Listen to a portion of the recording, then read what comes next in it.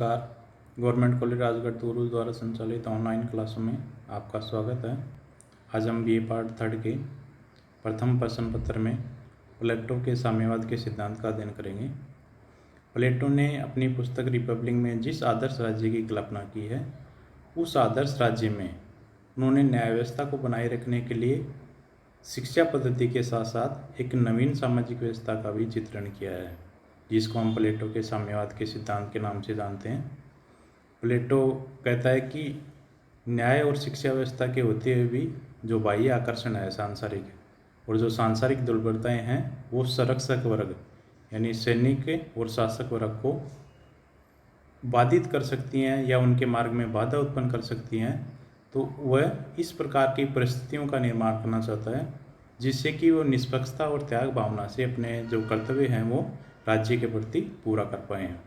प्लेटो चाहता है कि ये जो दो वर्ग हैं, ये दो वर्ग बिना किसी भ्रष्टाचार के या लोभ के अपना जो कर्तव्य पालन है वो पूरी तरह से ईमानदारी से कर सकें। इसके लिए प्लेटो ने अपने साम्यवाद का सिद्धांत है वो प्रस्तुत किया है। प्लेटो कहता है कि जिस वर्ग के हाथ में सत्ता है वो इस प्रकार का आदर्श समाज के सामने प्रस्तुत करे कि वह निष्पक्षता के साथ कार्य करे। प्लेटो इस प्रकार के जो परिस्थितियाँ या इस प्रकार के जो व्यवस्था बनाता है वो अपने साम्यवाद के सिद्धांत के अंतर्गत बनाना चाहता है।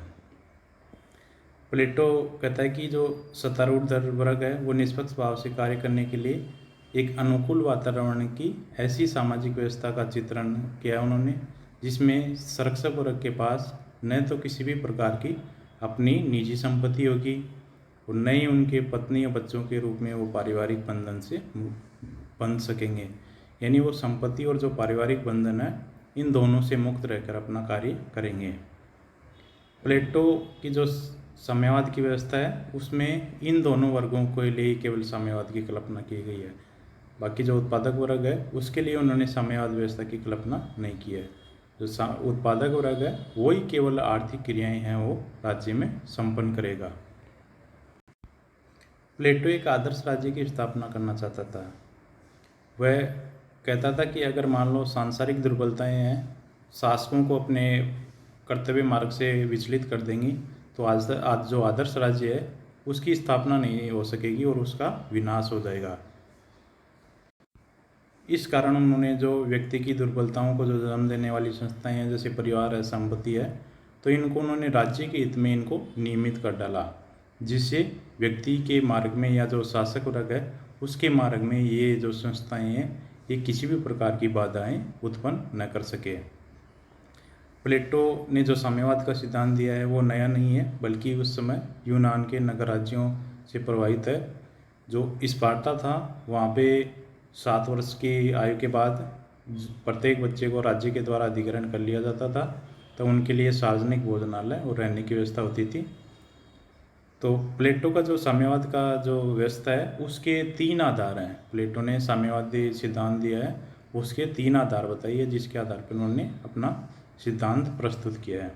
पहला है मनोवैज्ञानिक आधार। प्लेटो राज्य को एक संपूर्ण मानता है जबकि व्यक्ति को उसकी इकाई मानता है। प्लेटो कहता है कि राज्य पूर्ण है जबकि व्यक्ति है वो उसकी इकाई है। बिना राज्य के व्यक्ति का कोई अस्तित्व नहीं है। इस कारण प्लेटो राज्य को अधिक महत्व देता है। प्लेटो का जो साम्यवाद है अपने आप में साध्य नहीं है या कोई लक्ष्य नहीं है, बल्कि आदर्श राज्य में न्याय की जो पूर्ति है उसकी प्राप्ति का एक साधन मात्र है। यानी प्लेटो साम्यवाद के सिद्धांत को अपने आदर्श राज्य में न्याय की पूर्ति का एक साधन मात्र मानता है। प्लेटो जो सैनिक और दार्शनिक वर्ग हैं इनको भ्रष्टाचार, प्रतिद्वंद्विता, प्रलोभन आदि से दूर रखकर उनको निस्वार्थ रूप से राज्य की सेवा के लिए तैयार करना चाहता है। और ये मनोवैज्ञानिक तथ्य है कि जो परिवार और जो संपत्ति की जो संस्थाएं हैं वो व्यक्ति की जो शासक वर्ग है उसकी संकीर्ण मनोवृत्ति बनाती है। तो इस कारण व्यक्ति या जो शासक वर्ग है वो संकीर्णता में फंस जाता है इन संस्थाओं के कारण। इस कारण इस मनोवैज्ञानिक आधार पर प्लेटो साम्यवाद का सिद्धांत प्रस्तुत करता है। दूसरा प्लेटो का जो साम्यवाद का आधार है वो राजनीतिक आधार। प्लेटो का जो दूसरा आधार है वो राजनीतिक आधार है। प्लेटो कहता है कि यदि जो राजनीतिक और आर्थिक शक्तियाँ अगर मान लो एक हाथ में केंद्रित रहेंगी तो उसका दुष्परिणाम होगा। इसलिए प्लेटो जो राजनीतिक विशुद्धता बनाए रखने के लिए इन दोनों शक्तियों को, जो राजनीतिक और आर्थिक शक्तियाँ हैं, इनको अलग अलग हाथों में या अलग अलग वर्गों को सौंपता है। प्लेटो जो शासक वर्ग है उसको केवल शासन करने का कार्य सौंपता है, उनको आर्थिक क्रियाओं से बिल्कुल अलग रखता है। जबकि जो उत्पादक वर्ग है वो राज्य में आर्थिक क्रियाओं को संपन्न करेगा। तो प्लेटो इन दोनों वर्गों के हाथ में अलग अलग शक्तियां रखकर इन दोनों शक्तियों के एकीकरण को रोकता है, जिससे कि उनके जो दुरुपयोग की संभावनाएं हैं वो समाप्त हो जाए। अगला आधार है दार्शनिक आधार। प्लेटो ने अपने साम्यवाद का जो सिद्धांत है उसमें विशेष कार्य के सिद्धांत द्वारा इस व्यवस्था को पुष्ट किया है। उन्होंने कहा है कि जिस शासक वर्ग के हाथ में राज्य के शासन का जैसा महत्वपूर्ण कार्य है उसको अपने जो कार्य में विघ्न डालने वाले जो तत्व हैं उनसे इसी प्रकार बचना चाहिए जिस तरह सन्यासी व्यक्ति है वह परिवार, संपत्ति, इनके मोह से बचता है। तो शासक वर्ग को भी अपने कर्तव्य निभाने के लिए इन जो तत्व है या ये जो संस्थाएं हैं इनसे दूर रहने चाहिए। अब प्लेटो ने अपना जो साम्यवाद का सिद्धांत है वो केवल दो वर्गों के लिए किया है, एक शासक वर्ग और सैनिक वर्ग। प्लेटो ने जो अपने साम्यवाद की योजना है उसको दो भागों में विभाजित किया है।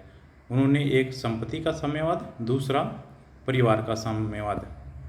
तो पहला है उसका संपत्ति का साम्यवाद। प्लेटो जो शासक और सैनिक वर्ग है जिनको वह सामूहिक रूप से अभिभावक वर्ग भी कहता है, इनके लिए किसी भी प्रकार की संपत्ति का निषेध करता है। वह कहता है कि इन वर्ग के पास किसी भी प्रकार की व्यक्तिगत संपत्ति नहीं होनी चाहिए। ये व्यक्तिगत या सामूहिक रूप से न तो भूमि पर इनका स्वामित्व होना चाहिए, न ही इनके पास किसी भी प्रकार का अपना निजी घर होना चाहिए। प्लेटो इनके रहने और खाने के लिए खुले और सार्वजनिक शिविरों में रहने की व्यवस्था करता है। प्लेटो कहता है कि इनके पास ऐसा कोई भी घर नहीं होना चाहिए जिसमें कि सभी के लिए जो खुला नहीं हो या जिसमें सभी है वो ऐसी बिना रोक टोक के प्रवेश न कर सकें। तो प्लेटो मानता है कि जितनी कम से कम व्यक्तिगत संपत्ति आवश्यक है उससे अधिक संपत्ति इन वर्गों में से किसी के भी पास नहीं होनी चाहिए। क्योंकि प्लेटो मानता है कि अगर मान लो इन वर्ग के हाथों में संपत्ति आ जाएगी तो ये वर्ग अपने मार्ग से या अपने कर्तव्य पथ से भ्रष्ट हो जाएगा और जो अपना इनका प्रमुख कार्य है उससे हटकर ये जनता पे शोषण का कारण बनेंगे। इस कारण इसके लिए वह संपत्ति का निषेध करता है।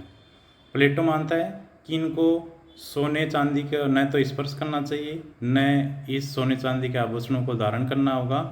क्योंकि प्लेटो शासन की जो बागडोर है, रक्षा और शासन की बागडोर, वह ऐसे व्यक्तियों को सौंपना चाहता है जो साहस और बुद्धि से भरपूर हो, यानी जिनमें साहस और बुद्धि हो, उन्हीं व्यक्तियों के द्वारा ये कार्य किया जाए। तो प्लेटो मानता है कि अगर मान लो सभी व्यक्तियों को संपत्ति संग्रह की छूट दे दी जाए, खुली छूट दी जाए, तो वो संपत्ति का संग्रहण कर लेंगे और जो राजनीतिक पदों का जो चुनाव है उसके बाद उसका जो चुनाव का जो आधार है वो ज्ञान या सद्गुण न होकर केवल संपत्ति हो जाएगी। इस तरह इन जो राजनीतिक पदों पे ज्ञानी या जो बुद्धिमान लोग हैं वो नहीं विराजमान होंगे। इस कारण वह संपत्ति के संग्रहण को रोकना चाहता है। प्लेटो की मान्यता है कि अगर मान लो आर्थिक और राजनीतिक दोनों प्रकार की शक्तियाँ प्रभुत्व शासक को भ्रष्ट कर देता है, अतः वह इन जो दोनों शक्तियाँ हैं वह इनको अलग अलग रखना चाहता है। इस कारण वह कहता है कि जो आर्थिक वर्ग है वो किसी भी प्रकार के राजनीतिक कार्यों में न भाग लें और जिसके पास राजनीतिक सत्ता है वो किसी भी प्रकार की आर्थिक गतिविधियों में भाग न लें, यानी दोनों अलग अलग रहें, दोनों एक दूसरे के कार्यों में नहीं भाग लें। इस तरह प्लेटो अपने जो संपत्ति का साम्यवाद है उसमें इन जो दो वर्ग हैं, शासक वर्ग और जो सैनिक वर्ग है जिनको वह अभिभावक वर्ग कहता है, इनके लिए सभी प्रकार की संपत्ति का निषेध करता है कि इनके पास किसी भी प्रकार की व्यक्तिगत संपत्ति नहीं होगी और ये केवल राज्य के हित में कार्य करेंगे और जो उत्पादक वर्ग है वही केवल आर्थिक क्रियाओं को संपन्न करेगा। तो इस तरह प्लेटो अपने संपत्ति के साम्यवाद के सिद्धांत के द्वारा इन जो वर्ग हैं इनमें संपत्ति की जो लालसा है या जो मोह है उससे मुक्त रखकर इनको शासन के कार्यों में या राज्य के हित में कार्य करने चाहता है। प्लेटो कहता है कि अगर मान लो ये वर्ग संपत्ति संग्रहण करने लग जाएगा तो ये अपने कर्तव्य पद से विचलित हो जाएगा और इनका जो कार्य है शासन का जो महत्वपूर्ण कार्य है वो ये सही तरीके से नहीं कर पाएंगे, जिसके कारण जो आदर्श राज्य है वो नष्ट हो जाएगा। तो आदर्श राज्य को बनाए रखने के लिए आवश्यक है कि इनको संपत्ति के मोह से वंचित रखा जाए और इनको केवल शासन या राज्य के हित में कार्य करने के लिए प्रेरित किया जाए। तो ये प्लेटो का संपत्ति का साम्यवाद है।